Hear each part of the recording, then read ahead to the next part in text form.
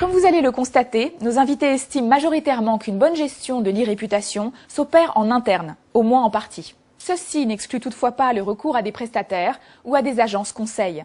D'abord afin de se doter des outils technologiques indispensables, ainsi que des services de veille, mais aussi pour accompagner l'entreprise. Car si certaines tâches profiteront d'une internalisation, ce n'est pas le cas de toutes. L'organisation de la e-réputation, qu'elle soit en interne ou externalisée, va se faire bien évidemment en fonction des ressources dont on va disposer. Les deux sont possibles. Il n'y a pas de règle. Je pense qu'il y a un point quand même qui est important, c'est la technicité des réponses à apporter. Si on est sur un sujet extrêmement pointu, extrêmement technique, ça va être très difficile pour un consultant chez nous de pouvoir réussir à apporter des réponses précises. Donc on va être tout le temps obligé de solliciter le client. Il y a deux phases dans l'engagement de la conversation. Il y a une phase de détection d'opportunités de parole et puis il y a une phase de rédaction et de publication.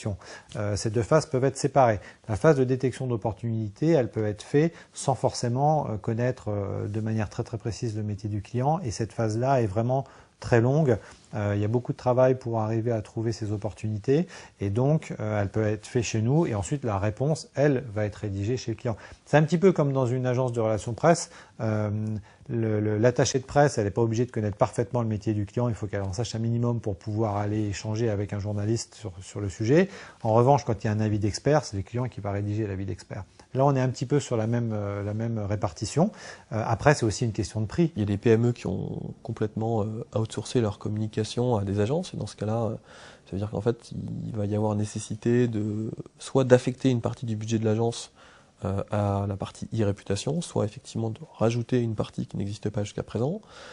On va considérer que pour une grosse PME, je pense qu'un community manager ou une personne qui va s'occuper de l'e-réputation, que cette fonction-là soit internalisée pour avoir des chaînes de validation plus courtes, c'est très important. On ne peut pas avoir un prestataire qui va nous contacter pour savoir quelle est la bonne réponse à apporter. Tout simplement parce que lorsque une crise démarre sur une page Facebook, bien évidemment que la personne qui est en charge de la gestion de cette page Facebook doit être à même de pouvoir y répondre très rapidement. Et d'autre part, je pense que c'est important que ces profils-là soient en interne pour que justement l'entreprise prenne conscience de l'importance de la e-réputation et des réseaux sociaux. Forcément, l'agence RP, quelque part, elle a un rôle à jouer là-dedans aussi, puisqu'elle permet à l'entreprise de prendre la parole à un moment donné. La capacité à pouvoir réagir vite, à pouvoir avoir une bonne productivité, une bonne efficacité, incite la plupart du temps nos clients à effectivement sous-traiter ça. Nous fournissons de l'audit, de la veille et du conseil,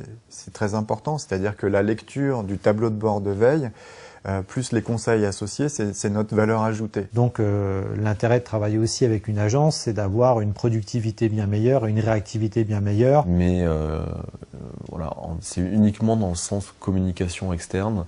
Ensuite, tout est internalisé. On n'a pas de prestataire ou d'agence pour gérer ça. Mon conseil, c'est de démarrer par une prestation d'agence, quitte à internaliser cette prestation au bout d'un an. Pour une entreprise qui souhaite se lancer ou démarrer sa veille, se faire accompagner par une agence de communication, par son agence de communication, c'est déjà un premier pas. On a comme client notamment le Sénat qui a fait ce choix, c'est-à-dire en fait de passer par une agence au démarrage pour comprendre les mécanismes d'e-réputation, faire évoluer son organisation, avec un objectif clair et affiché dès le début, qui est au bout de 18 mois de réinternaliser toute cette partie e-réputation et tout le community management associé aux thématiques du Sénat.